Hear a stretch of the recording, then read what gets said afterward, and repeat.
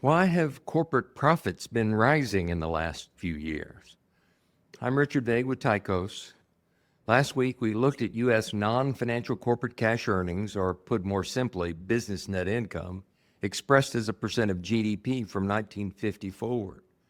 For this, we used the Fed's integrated macroeconomic accounts data, in which the Fed captures and presents the net income by sector on what is, in effect, a cash basis.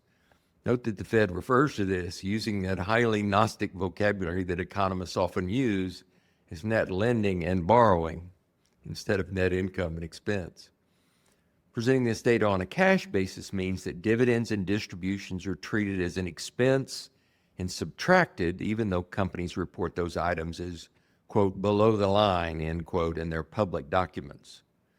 As we noted last week, these U.S. business earnings have been zero or negative for most of this span, something that might surprise you at first, but it makes sense once you consider that the very purpose of businesses is to convey their earnings to their owners, which primarily happens in the form of dividends and distributions. We further noted that business earnings have been somewhat better from the mid to late 2000s forward. Next, we're going to look at business earnings from 1950 forward on a more conventional basis, as regularly reported by the U.S. Bureau of Economic Analysis, the BEA. In this series, we see income before dividends and distributions, and to a lesser extent, we also see small differences in the treatment of depreciation, net capital investment, and income tax. You can see that on this basis, business net income ranges from 5% to GDP in the 1950s, the 2 to 3% range in the 1980s, and to a much higher 8% more recently.